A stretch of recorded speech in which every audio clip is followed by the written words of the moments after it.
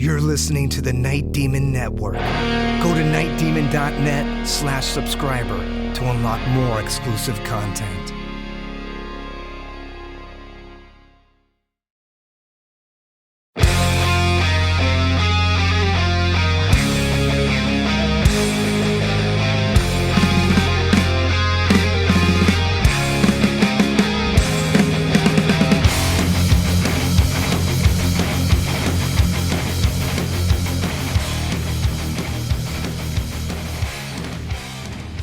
Hello and welcome to the Night Demon Heavy Metal Podcast. I'm your host Nesbit, and today we dive back into the God Machine tour as Night Demon continues on to Montreal on the Canadian leg, opening for Blind Guardian. This is Night Demon on the road.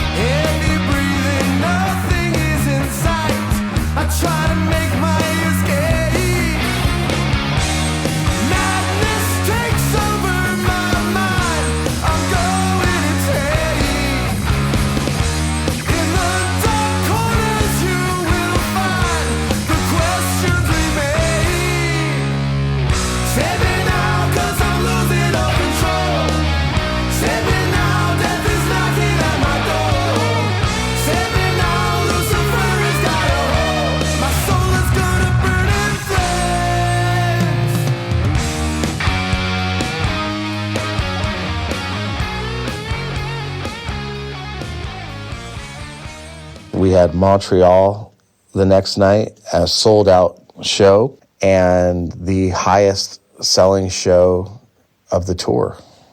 So now we're getting into the French part of Canada, which is quite different. It's very French and a lot more European. So that was not that bad of a drive.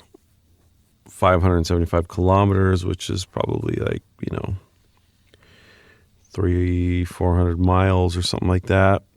About 6-hour drive.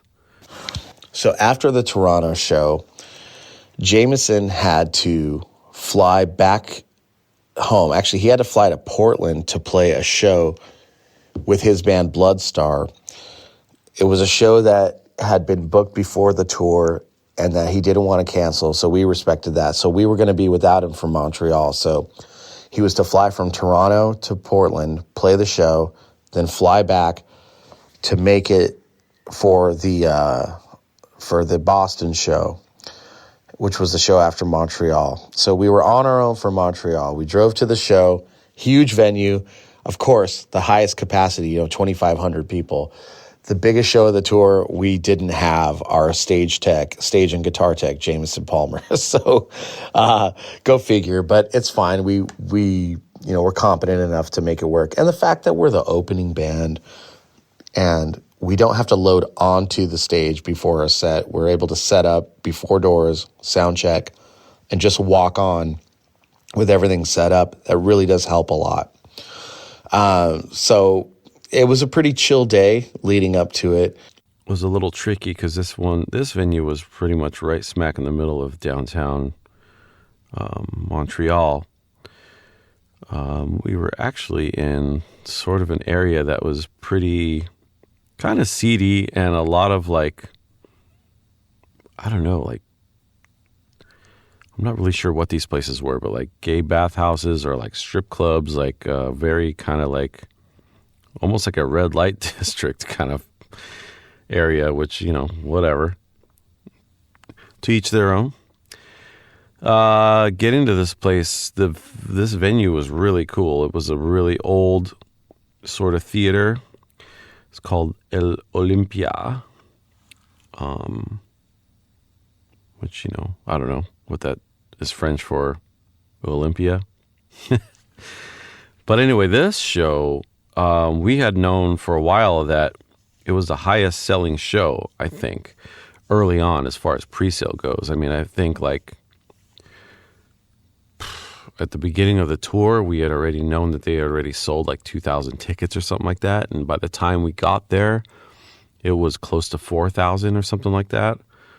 So a lot to look forward to, and really cool, hype getting to that. So the Montreal show was in a big old theatre called L'Olympia. I remember we had a hard time parking. I think we went around the block like a bunch of times to try and find how to get in there. But eventually it was done and we loaded in. Cool old school theater, really classic, red curtains, very ornate everywhere. Big balcony, it's like almost like an opera kind of house, but just without any seats. So it's pretty cool. I'm trying to think. They had sort of a load-in dock in the back where it's mostly like, like a semi-truck could like pull up and load everything in. So I remember having to kind of like pull the van up to it and hand stuff up to the guys on the dock and, load in like that. It was also at this show, I think I came back from the music store and I was walking to the area where the dressing rooms were, and they were downstairs in the basement, and I was about to head to the stairs, and Jarvis was coming up the stairs holding a bass in each hand, and I saw him go right down. He tripped coming up the stairs, and he had nothing to break his fall either, because he held both his arms up to save the basses, and I think he got hurt kind of bad. At one point, I was in the downstairs dressing room, and I was walking up these old metal stairs and walking onto the stage after our sound check to kind of set some stuff up that Jameson normally does. So things like, my wristbands for the show, water, towels, all the kind of stage stuff that we need, set lists. And I was walking up there with all the stuff in my hand. So multiple bottles of water, a few towels, the set list, a roll of tape, and one of my basses in my hand. And I don't know if I'm sure many people have fallen downstairs, but I don't know how many people have fallen upstairs. But that's what happened to me. I don't know if I was moving too fast. The stairs were black. The ground was black. I'm wearing all black. There was haze on the stage. Laura was working on the lights, but I went up the stairs kind of hastily. And right when I got to the last two stairs that go up to the stage, I just didn't give myself enough clearance, and I slammed my left foot into the top stair and just took a dive head first. Everything hit the ground. I thought I had broken my bass, and I just had this shooting pain through my foot and through my leg. It hurt so bad. It was really shitty. And, I'll say this, I'd been hobbling around the stage for the remainder of the tour. It was that bad. Later that night, my foot really started to bruise, almost like the whole left side of my foot. It still hurts to this day, but it's getting better. It just sucked, and it was just one of those things. It's like, come on, man, just take your time. I had plenty of time. I just need to be more careful about that kind of stuff. So it was frustrating, and I was really nervous about how our performance was going to go. So Advil, ibuprofen, pain, not narcotic painkillers, but just over-the-counter kind of pain relievers were my friend from this point until the end of the tour. So, the show went off. It was great. There was a shit ton of people there. It was a really magical night. We had a really, really good time. Merci Montreal!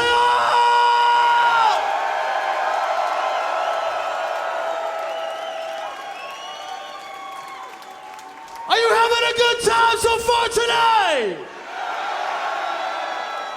Have you been fucking entertained so far tonight? Thank you so much. We're very proud to do that for you.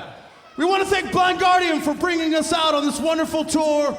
And we want to thank all you motherfuckers for being here tonight. Thank you so much.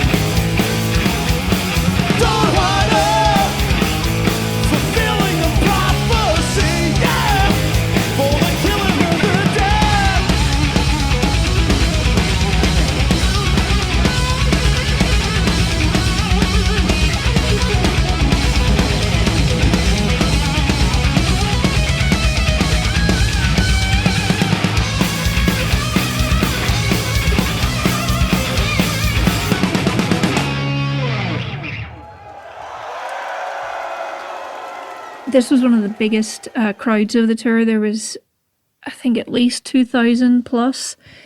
And so Blind Guardian, they knew it was going to be a really busy night, and they brought in an extra merch seller to help Sean out. So they had a huge big area set up, and Night Demons area was going to be slightly off to the side.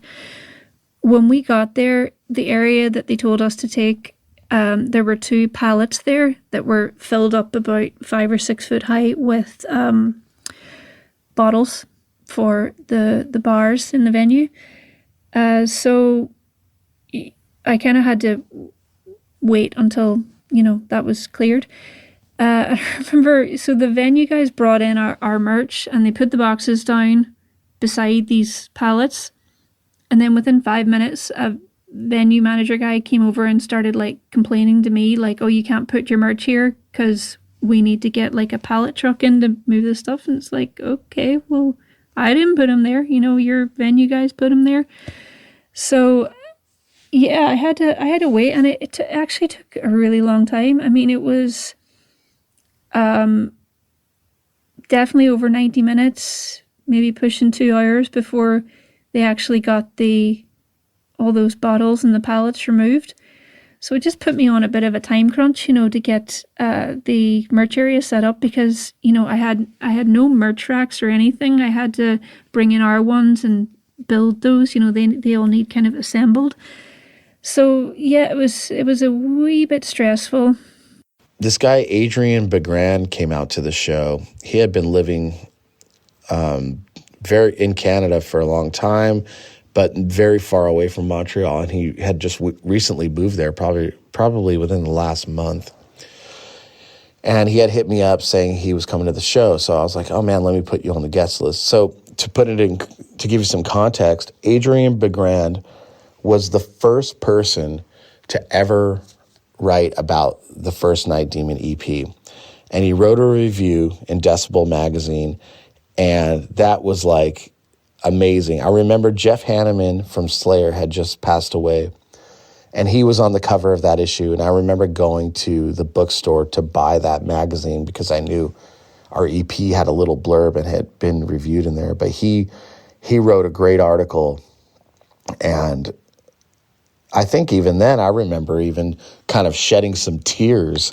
I mean, that's how much this meant to me. At that point, I think we had kind of talked about this before on the podcast, but there was not a lot of hope for us with Night Demon when we started. We really, really did not think anybody would give a shit about what we were doing with this kind of music. So to be written about in the biggest metal magazine in the country meant a lot, and a glowing review. So, you know, back in those days, any journalist that would write about us, I would immediately try and find a way to contact them. And I did find a way to get a hold of Adrian back in the day, and I think it was through social media. And I would just thank him for the review and, you know, sent him a copy of the record and a T-shirt. And that's something that he always remembered. And he's done a lot of great reviews and interviews with the band over the years. We had never met in person. This was the first time. So it was really great to meet up with him. And so during the whole Blind Guardian set, I just hung out with him by the merch table, and we just talked about music and life and stuff. And it was really great to have a full circle moment, you know, 10 plus years later. And it's really great. It's good to have some longevity in a career, and to still see that people that helped you when you were coming up are still around doing what they're doing, and we're still around doing what we're doing. It's a real beautiful thing. Sometimes I see some of my heroes, you know, like Metallica, and then you see guys like, or Iron Maiden, you know, and then you see guys like Ross Halfin, who was shooting photos for them when they were young and starting out, that he's still at the shows doing photos for them, and they're working together a lot.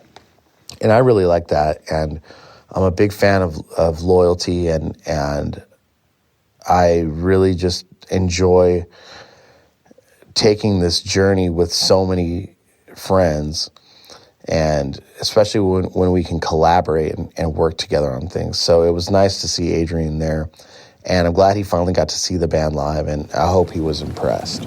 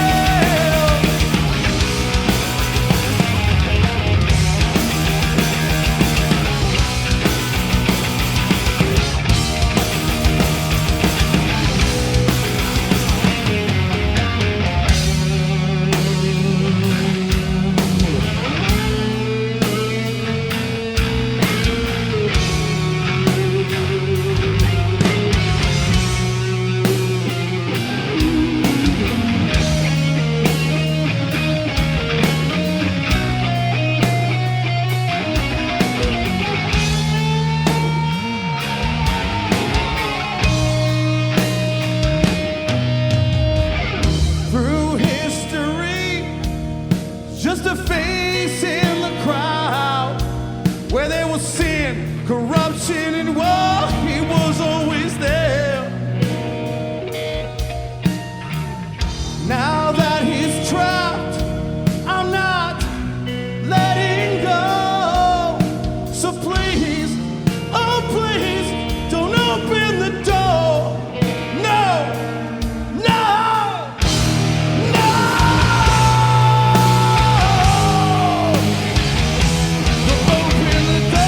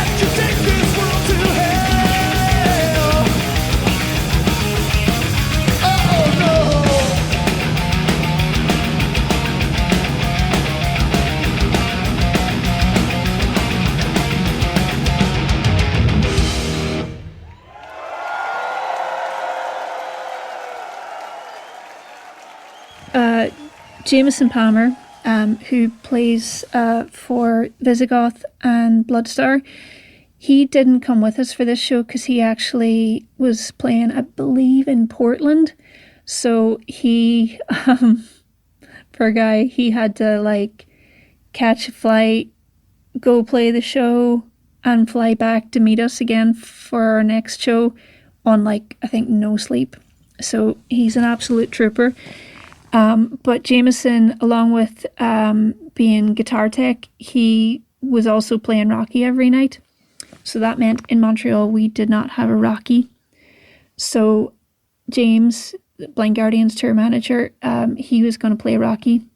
So I went up and kind of showed him the ropes of what to do, you know. And I guess what the Night Demon guys like is when, you know, Rocky should be kind of slow moving and creepy and sinister and all that. And yeah, James was funny. You know, he's a big, really tall guy. He's quite lanky, and he totally had a blast doing it. But you could tell because it was the most animated Rocky we had in a while. He's like bobbing around the place and, you know, fist pumping and just bopping about.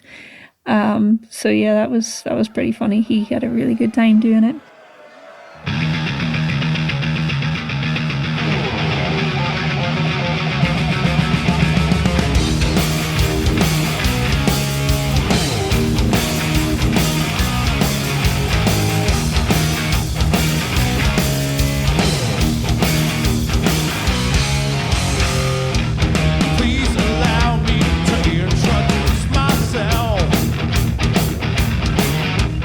I'm the devil.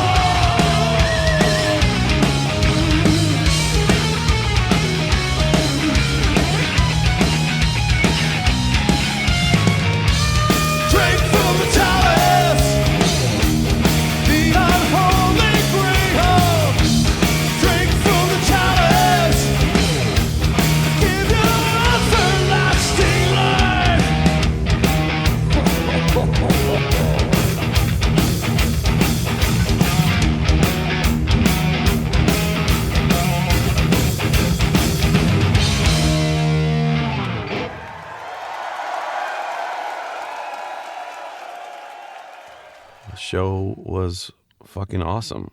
Again, another really, really, really good one. Yeah, and dealing with the people there, the crowd, it's like a very French speaking audience. So, after the show and all that, trying to talk to people was a little tricky because,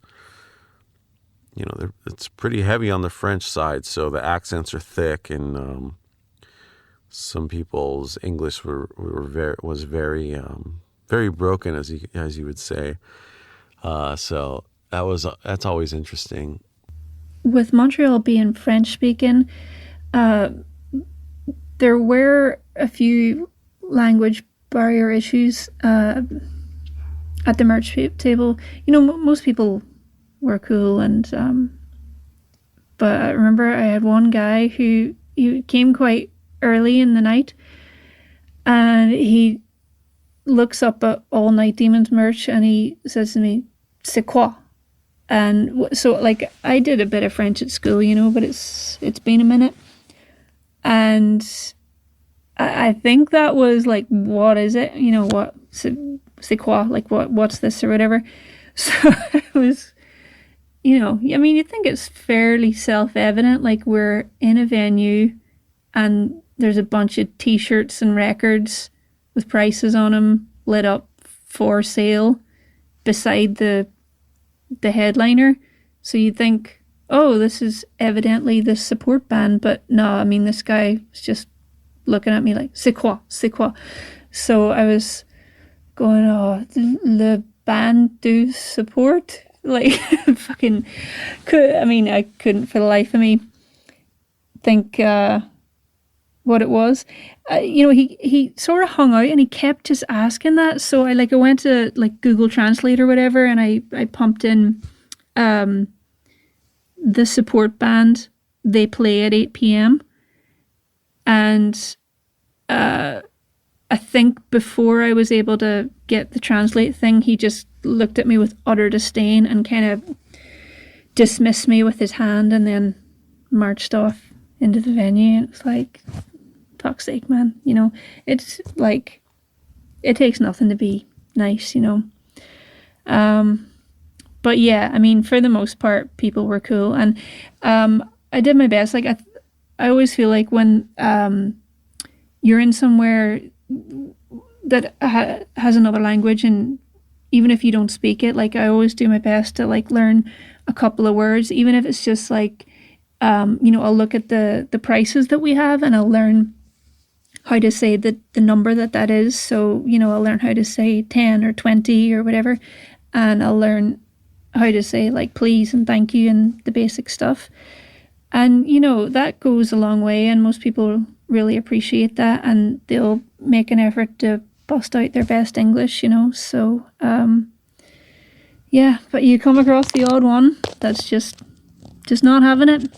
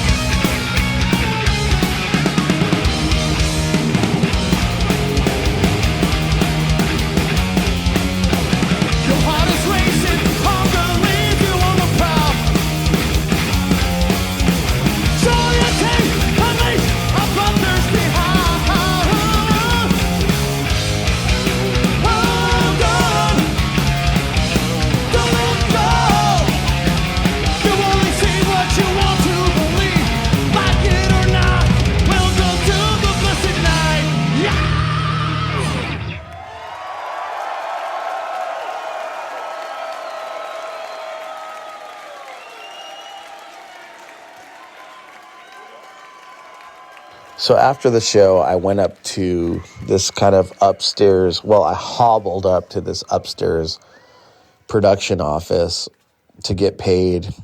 And there was a guy there who said, "Hey, Jarvis, how's the tour going?" "Oh, great." And I was like, I don't know who this guy is. So I went to get paid. And then I walked out in the hallway and I realized, holy shit, it's Max. It's the junior agent of Nick Storch, one of the guys who puts all these tours together. And I felt so bad because I just wasn't expecting him to be at the show. He didn't tell me. Nobody told me. I hadn't seen him earlier in the day. And, I didn't say, "Oh, hey, man, sorry, I didn't know that was you." I kind of just played it off and just kept talking to him about things. And he was asking me, "Are there any venues that you think we should not have done? Like, what do I need to know?" And I was like, "No, everything was great so far." But it's just kind of one of those things. Like I was already telling myself I need to be more aware of things after I fell up a flight of stairs. But, sometimes you just don't know and you get caught off guard. So I felt bad about that for a couple days. But, overall it was good. And I sent him an email thanking him for being at the show. He said he caught the last couple Night Demon songs and thought it was pretty good. So, but it was nice to see him. I wish I would have known he would have been there and would have had a better conversation with him. But yeah, so we were packing up the van. We were down a crew guy, so we had to kind of learn how to do some things with the pack because Jameson was the one doing it every night, but that was no problem. And we were about to head over back into the USA, crossing the border again.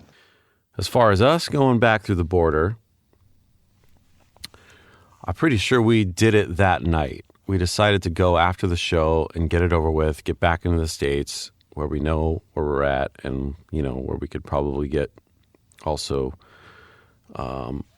better accommodations or cheaper hotel rooms, get back on our deal, One thing I'll say is that, when you fly home, when you fly to places, especially when you're going home, we never have a sense of anxiety whatsoever about the border patrol or anything. We're going home to our home country. But when you drive and you're in a band, it's a totally different story. I would say we've definitely had problems crossing land borders into Canada, but we've had more problems coming back to our home country. A lot of the border guys in the U.S., I don't know if they hate bands. Probably not. They're probably normal people that like music, but, bands, they want the drugs, They're looking for the drugs. They're looking for the money. They're looking for anything that they could do to entrap you into admitting something that you're doing that's illegal. And granted, most people live illegal lives on a daily basis. People probably drive after drinking more than they should have. They illegally change lanes while they drive. They don't use a turn signal. Maybe they've smoked a little bit of weed and they shouldn't be driving. There's just many things that people do. And bands especially, people know rock and roll is a booze and drug fueled industry. And they also know that there's money in it. Bands are out there trying to make a living. They have to get paid to do what they do, just like anybody that goes to a job. So the other thing too is it's not like peak hours, right? We're crossing the border at like 2 or 3 in the morning. So these guys have time, man. They're working the graveyard shift. It's not like, well, we can't have a traffic jam here. Let's get everybody going. Let's be a little more lenient because we have to keep this roadway open. No, it wasn't that. So we pulled up to the station and there's not another car in sight. And it's just us. Luckily, the guy was cool. Well, he was kind of cool. He wasn't very nice. He wasn't very friendly. But, we just told him what's going on. He asked about money, how much we had and all this. And basically, it's like, do you have more than $10,000 on you personally? And so the answer is no. And we're just allowed to pass through. And, that was fine. He did open the van and want to see everybody's faces and everybody's passports and IDs. And, we have, Laura's from Ireland, and, that's another thing. She has a visa to get in, but it's kind of like, he's going to want to check that. So, but it was fine. We got through, went to a gas station, ate some really crappy food, and then went to a hotel, got some rest so we can head out and get into Boston the next day. Well, that is it for this week at Night Demon on the Road. In the subscriber section on nightdemon.net, there's full audio from the show, pictures and video from the Montreal show too, if you want to check out Rocky's performance from that night. Tons and tons of audio, video, pictures, demos, alternate versions of songs, full live official bootlegs from all era of Night Demon, going right back to the very first Night Demon show ever, all on nightdemon.net. So check out the website and see how you can become a Night Demon subscriber and access everything in the vault. Until next time, this is Nesbitt signing off.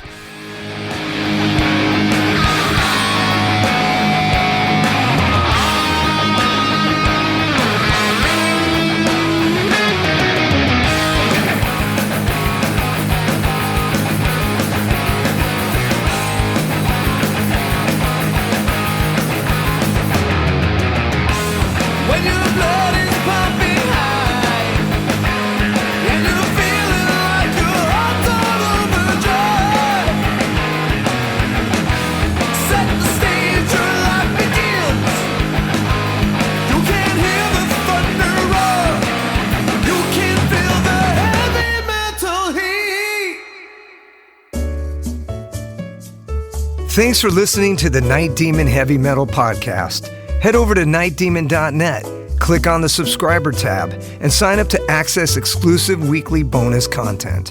If you would like to donate to support the Night Demon Heavy Metal Podcast, you can do so through PayPal at paypal.me/nightdemonmetal. Additionally, if you have not already done so, please subscribe, like, rate, and review the show on iTunes or wherever you listen to podcasts.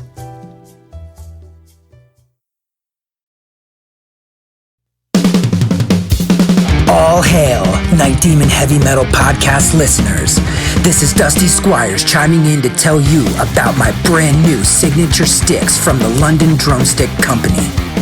I've dreamt of having my very own drumsticks ever since I was a wee lad, and LDC made that a possibility for me.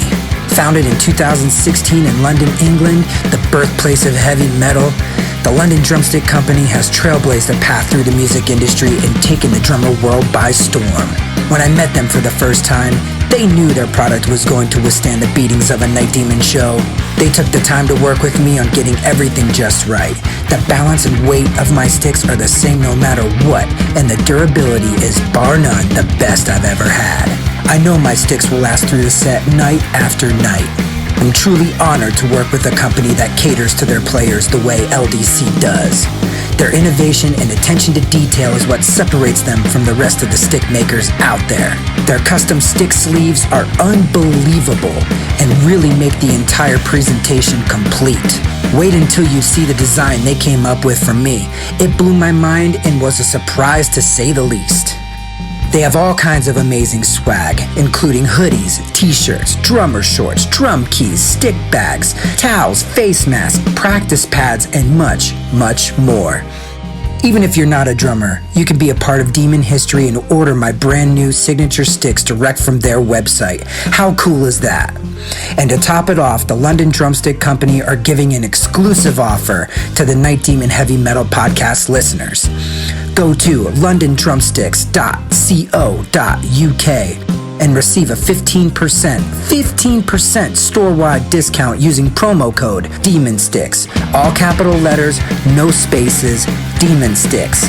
DEMONSTICKS. I can't thank everyone there enough for the opportunity to be a part of their family and for them trusting me with their amazing products. See you metal maniacs on the road very soon. And yes, the wood chips will be flying.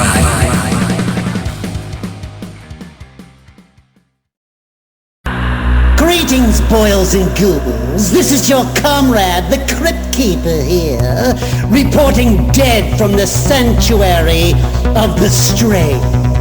Tonight's macabre myth is a fright-filled feature, one overflowing with monsters, madness, and magic.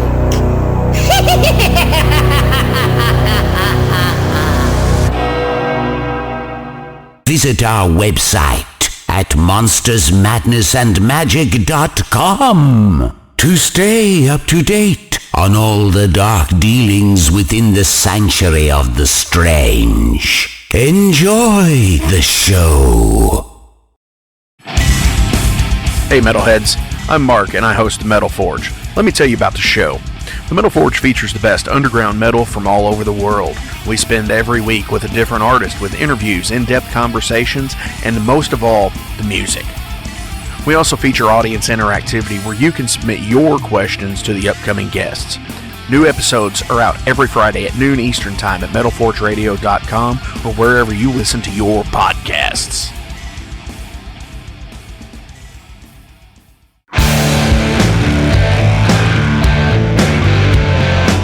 Want to know what's going on in the world of music?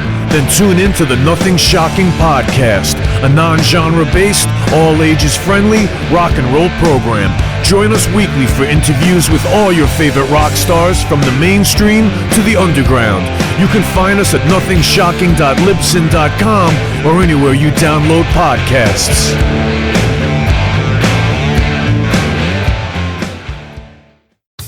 Okay, metalheads, you've been complaining that there has not been a channel that plays all of the heavy metal videos from past, present, and future for years and years at this point. Well, that time is over.